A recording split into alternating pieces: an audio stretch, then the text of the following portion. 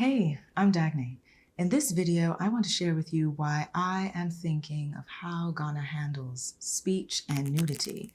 In particular, talking about the recent Akuapem Poloo case. This has been one of the trendy topics, in particular for this month. First, let's make sure we're all caught up on the developments of the case. And then, secondly, talk about the different layers of conversations that I felt is the bigger conversation in this. Here are the facts. The incident is dealing with a Ghanaian actress who's known as Akuapem Poloo. Her real name is Rosamond Alade Brown. Now, back in June of 2020, she posted a photo on Instagram of her and her son, and it was supposed to celebrate her son's 7th birthday.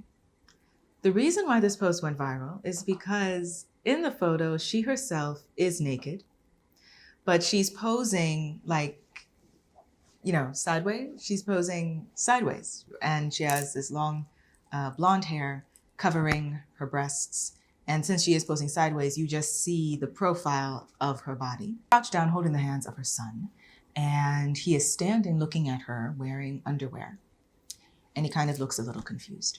And the caption for it read something along the lines of, on his birthday, she wants to showcase herself naked because that's how she was when she gave birth to him, and wants to send a message that people need to be respecting their parents, in particular respecting their mothers. And so if you do see your mother outside naked or exposed, you should not just walk by. You should take care of her. So it goes viral. Everyone's talking about it. And then, of course, I think she was asked to take it down. And here's where reporting of what exactly occurs afterwards gets a little iffy with what I was finding. So some reports claim that immediately she said that she accidentally posted the photo. Then other reports claim and repost the video that she put out on Instagram afterwards, where she is apologizing for the post. It was a method of artistic expression. And then she explains again what was said in the caption as to what she was trying to convey with the photo. But she apologizes if it caused any pain for anyone. Then later, when she's arrested and then taken to court, then the reports are they are pleading guilty for what they're being charged with. And then, yeah. So I'm not sure if all three things actually were said, or reporting is a little iffy in terms of what is being communicated. So the complaint and where the charge is coming from is an NGO called Child's Rights International Ghana. This is not a government agency. This is not Ghana coming to complain about her. This is an NGO. Okay?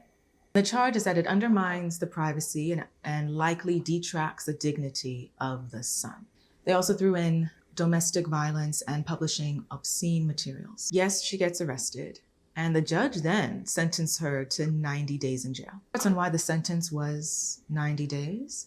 The judge is quoted in saying that we're going to use this case as a deterrent, as an example, because what's being posted on social media in Ghana is inappropriate. So this should be an example for everyone else who's posting inappropriate things on social media.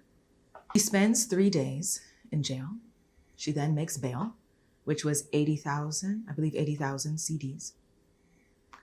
And so she gets out of jail. And her conditions for bail is that she must report to her case investigator every 2 weeks. And the court has confiscated her passport, or the registrar of the court has confiscated her passport, but she can travel only under the express permission of the court. A few days later, she does a video press conference, where she tries to thank as many people as she can, because she took note of all the outpouring of support and buzz that occurred while she was arrested and put in jail. And then she notes, she again apologizes and notes that what she did was wrong. So they're on appeal. So right now, at the time of recording this video, the case is now in appeal. That is the facts of the case. Now, what this got me thinking of. One, it got me thinking due to how much I saw other people talking about it from local radio, bloggers, and on Instagram as well as on Twitter.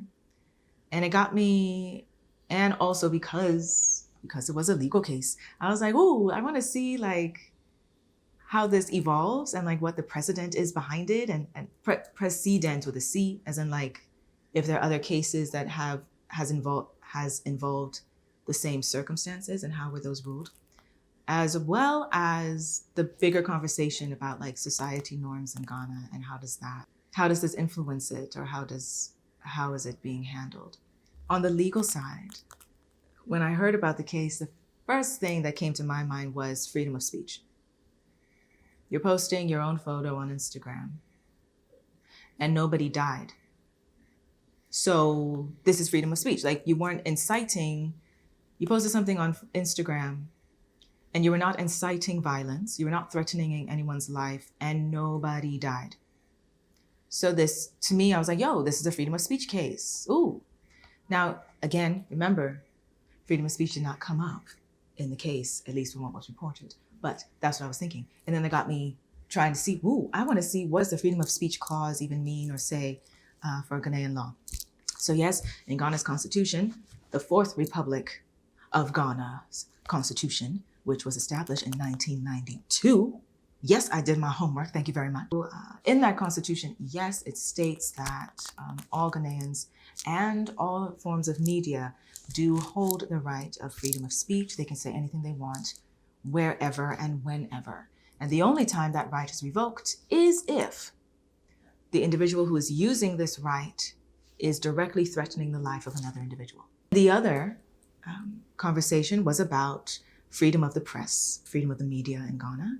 And even though that the World Press Freedom Index lists Ghana as like #1 in Africa and kind of up there in the world, we still have this track record of journalists being murdered, like the one who, what was his name, Ahmed?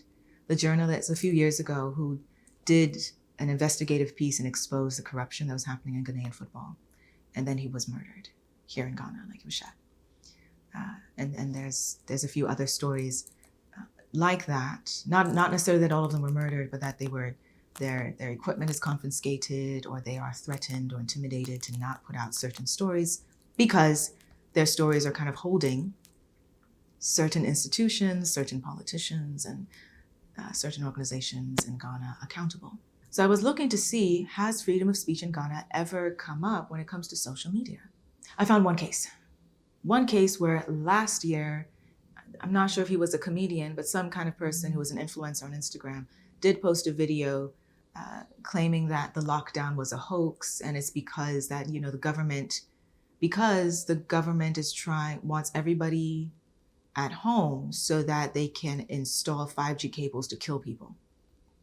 That video went viral, he was arrested, and then of course later stated that that video was supposed to be for kids, it was just acting. Then I looked at the Child and Family Welfare Act or policy that's part of Ghana's law, and that also primarily focuses on trying to create laws that fully prevent any sort of abuse or exploitation of children, from domestic violence to child labor to what happens in schools, as well as maintaining the dignity of the child and maintaining the dignity of the family the child is connected to, those sorts of things. So for me, at least from what so far has been reported about the case, since the charge, again, we're talking just legally speaking, since the charge is talking about the dignity and privacy of the child and obscene materials towards the child, I was expecting or looking for information stating that a child psychologist was brought in to examine the child, or that the child, has made a statement. Maybe it's there and it just hasn't been reported yet. Next layer of nuances and conversations I saw sometimes being discussed for this case was this concept of nudity and women's autonomy on their bodies in Ghana. It got me thinking about this balance of cultural norms with modern times and what we can see everybody else is doing in other parts of the world. You mix that with Ghana generally, its culture is one that women should be wearing clothes at all times, regardless of religion. Wear your clothes. And if you are wearing, depending on who you're around, even wearing shorts could be deemed as, oh my goodness, you are a wild one. So, and of course, and again, I'm not claiming it's good or bad. I'm just stating the environment we're in as to why this certain photo would be deemed such a big deal. The concept of nudity and the reason why we should always be covered in Africa, in Ghana, where it's always hot. Having that conversation, we must include the fact that our concept of nudity and what we should do with it is highly influenced by the hypocritical, puritanical missionaries that came to Ghana and insisted that what Ghanaians were doing prior to them coming was wrong and indecent and disgusting and sinful. Because now, granted, I wasn't there, but before those missionaries and colonizers came, no, Africans weren't walking around butt naked all the time, but they were wearing things that worked with the climate and the environment they were living in. Interesting to observe and listen to those perspectives. Again, not saying they're right or wrong, but holding that standard when at the same time, there are examples of hypocrisy, blatant hypocrisy, where it can give some people the feeling that when a woman decides to show her body for herself, it's a problem. It's indecent, it's sinful, it's disrespectful, etc., etc. When someone, I don't only want to say men, but when someone wants to indulge or be addicted to pornography, they can access it.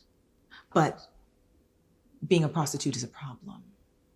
But we can still have all this clickbait, soft porn on these Ghanaian news websites talking about some nurse who has a big booty, or a teacher who wore a close-fitted dress, or the pastor was getting freaky with.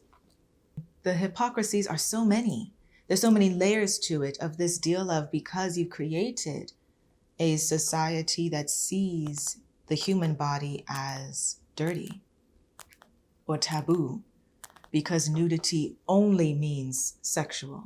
Nudity cannot be used for anything else but sexual.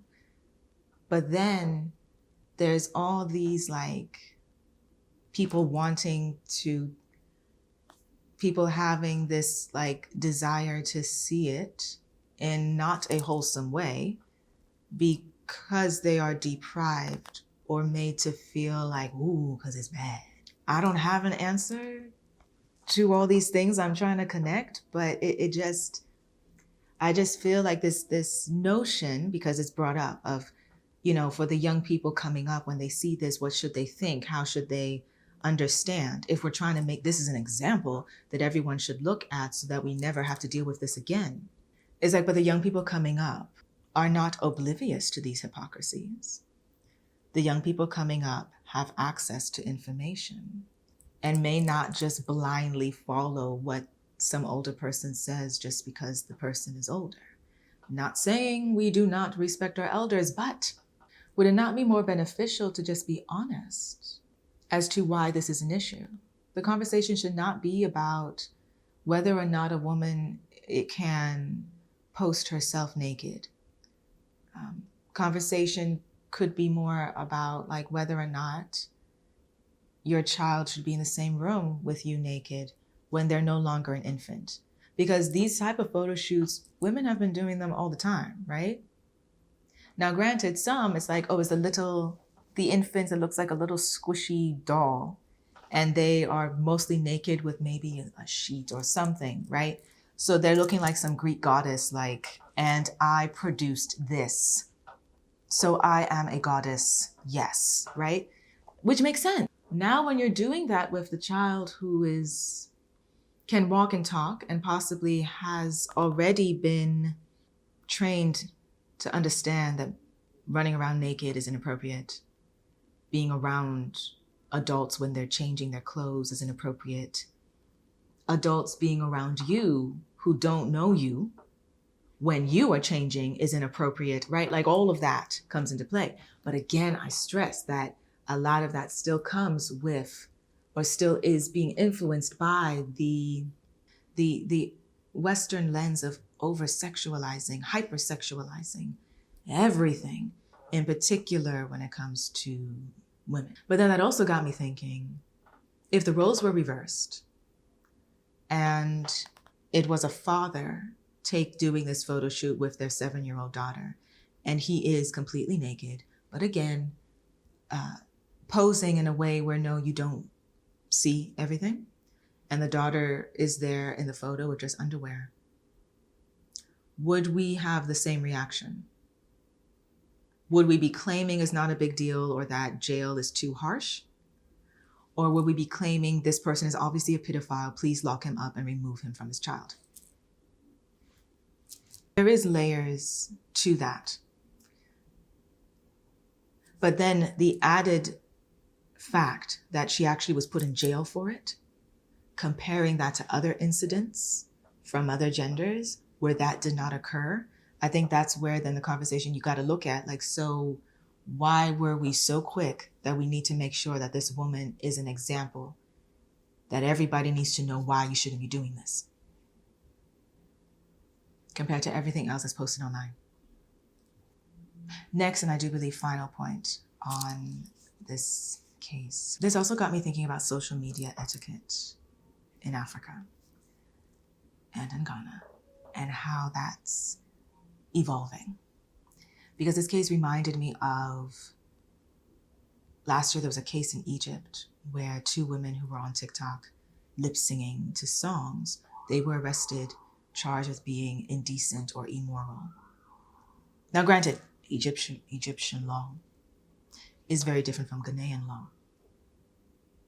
But again, it's like if you compare what they were doing to what people be doing on TikTok in other countries, they were wearing all their clothes. There wasn't, you may not automatically think they were being erotic or sexual. It then also got me thinking of how the internet and social media has been shut down in other African countries due to protests, like in Nigeria, like in Senegal. Just naming a few that occurred, within the last year, right? And so it's interesting, like to me, it's fascinating to be a part of, as well as take note of how it's evolving, because technology is pushing every country in Africa to this rapid development mode, and everyone is catching up.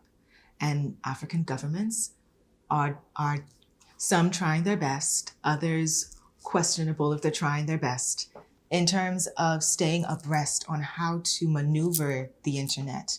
That is, yes, they understand it's beneficial to their people, but also wanting to maintain some form of control, or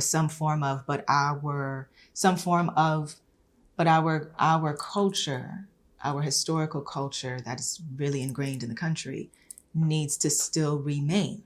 It should not be completely diluted or dismissed just because you now have access to the world on the internet and you can see other people around the world doing something and you want to do it and then you wonder why you're in trouble. But at the same time, the internet and social media is kind of creating somewhat of a level playing field for African innovators, African entertainers, African youth who did not have that sort of access. So this balance of, you don't want to completely hold social media by the neck or start censoring it. But then also, I do understand the need and the desire to maintain some aspects of one's culture and history, because it's very easy for that to get gentrified, distorted, erased. And how do we train ourselves to know what is real and what's not, and what is actually being fed to us? Because the fact that all of these media tycoons are coming to Africa, right, and positioning themselves to have, their solid footing, like the news that Twitter is in Ghana, which, yeah, that's exciting. Let's see how that plays out. How do we as consumers and contributors of the internet space hold it accountable and make sure it's a space that we truly take care of each other? For example, with this case, the press conference happened a few days ago. There's other things that I looked at with this video. She's wearing a white dress and has her hair styled as if it's a halo. The halo braid, like you're an angel. And at the end of the press conference, she states that nudity is wrong. We should not do it, so nobody should do it. She didn't know it was wrong, but now she does. And she wants everyone to know that it's wrong and everyone should stop it. And please forgive her. Now, I'm not saying that was an act or whatever. You know what I'm saying? Like, I think she is being genuine. Nobody enjoys being in jail. And I'm assuming this was her first time having to deal with that. But I also recognize that because it was stated that we're going to make her an example, certain things were done to maintain that, no? And I'm just thinking, like, what messages outside of what was read are we trying to convey with that? And when it comes to people who have a platform here in Ghana, right? Because, I love going from like Ghana to the world, to the galaxy. We got to bring it back to Ghana because this case is in Ghana. What does this mean for them? Does this mean they have to censor themselves? Does this mean, yes, you should take responsibility about what you post because a whole lot of people are watching?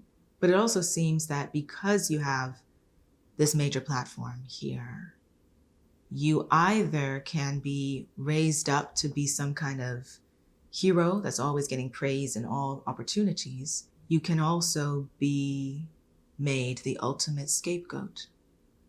Those are the sorts of things that I was thinking about with this case. I do wish her and her team the very best. This, of course, was probably quite a traumatic experience for her. I hope it gets resolved peacefully. I hope it gets resolved in a way that does not burden the son forever and burden her and her livelihood forever. I really, really enjoyed doing research in this, not only of like making sure I got the reports about what the case was going on, but going into like history and legal things and society things about Ghana, which I think if you are someone who has been to Ghana or is looking to move to Ghana, because I understand that part of my audience are people like that. I feel if you really want to be a part of the place, adapt to the place, assimilate to a place, taking the opportunity to go deeper when things like this come up, when a lot of people are talking about it and a lot of people think that this is something that people should be speaking on. I think it's good to understand and so that your perspective is not only coming from where you're coming from, like the American lens of, oh, well, we have photo shoots like this all the time, freedom of speech, done. Like there's more to it because of the culture of a different place. Share with me in the comments, what do you think about this case? And what do you think about how the court has handled it? Any of the things that I shared in this video, would you have anything else to add to the bigger conversation we could be having? Share with me below so we can continue the conversation. In the blog post for this video, I will be elaborating further on the research that I did and the things that I found and how I think they kind of connect to the bigger picture. Thank you so much for watching. Be safe. I'll see you next time.